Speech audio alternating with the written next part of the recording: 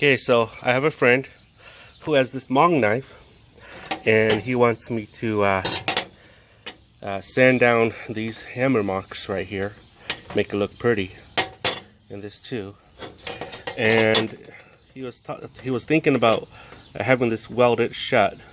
So I think I can weld this shut and weld this shut too. While I'm at it, I think I'm going to add I don't know. Okay, I think what I'll do is I'll weld this shut as well. Okay, well, maybe I won't do that. Maybe I could weld this shut right here, and then weld this shut. Yeah, and I'll add an end here. Okay, and I'll clean this up. Basically, I'm going to grind this with my belt sander. I'm grind my belt sander, and it'll look good. Let's go grind it off. So this is the belt grinder that I have. It's a little cheapo Harbor Freight, but I'll be honest with you, it's one of the most useful little gadgets that I have. So as you can see, remember how this knife looks like? It's got a lot of pitting here due to hammer marks. This is a Hmong knife, so in the old country they use a hammer to shape and draw out the shape here. So here we go.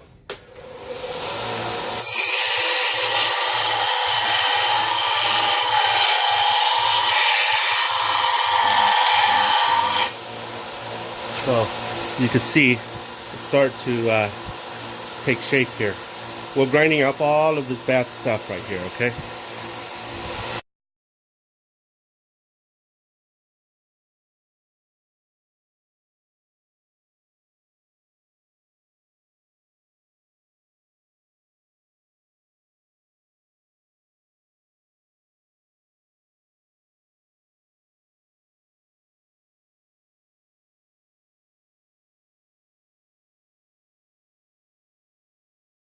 Okay, so this is how it looks like right now. Okay, and this is the side that I haven't done it yet. Well, I did one pass. I'm gonna do it again, but this is it.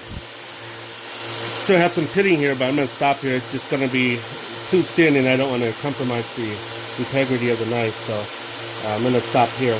But I'm gonna start here. You can see there's still a lot of pitting here, so here I go.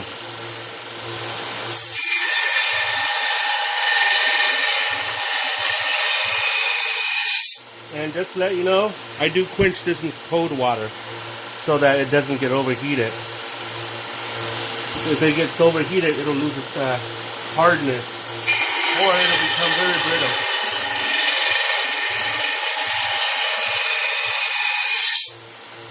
So, as you can see, it's just a couple passes, it's grinding down, okay? Okay guys, so it's done. This is how the knife looks like, okay?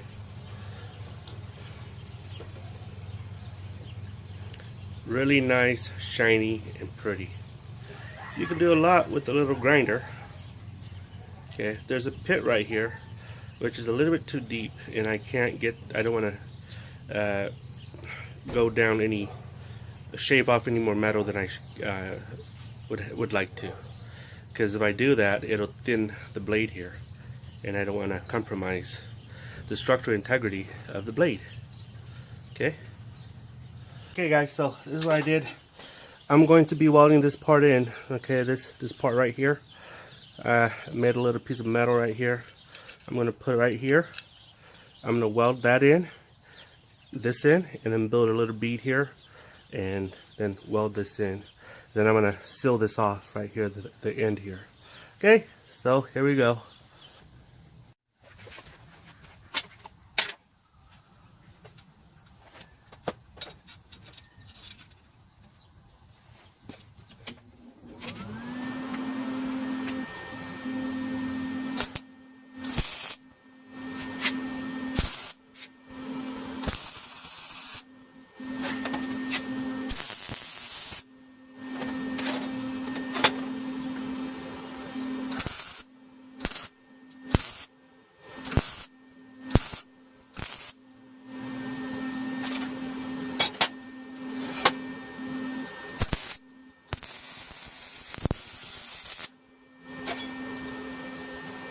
Ito na guys. So, we'll weld we are going to be welding this in.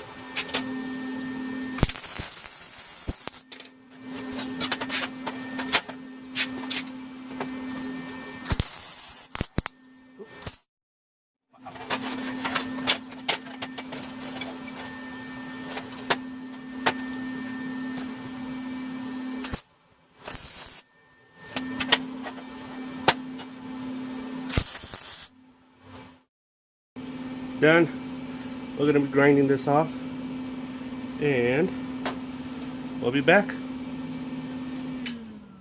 Okay, so this is what I did. I've welded this area right here so it's nice and tight, and I've also welded the seam here, so now it's a complete blade. So what I'm doing here, okay, is I am making a little circular pattern right here so that I can weld the butt end right here. Okay, so it'll become one piece.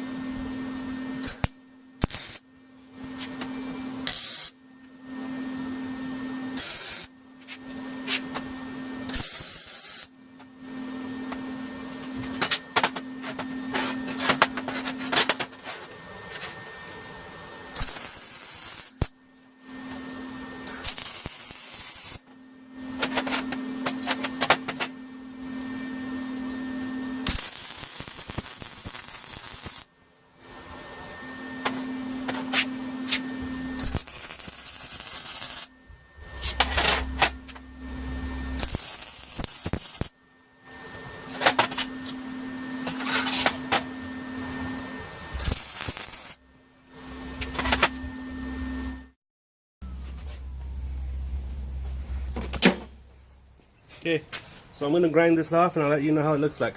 Okay guys, so this is it. So I welded in the butt. I decided to put a hole in here. The reason is because water will seep into the handle, and this will dry out, or this will let the water out and eventually dry out. Okay, and yeah, this is it. I decided to go against putting a guard here. The reason is because if I weld a guard here, I'm afraid I might weaken the metal here even more, and I don't want to introduce heat that I can't control onto this blade. Okay, but that's it. I've dulled this part right here, so if he slips, it won't cut him. But yeah, that's it.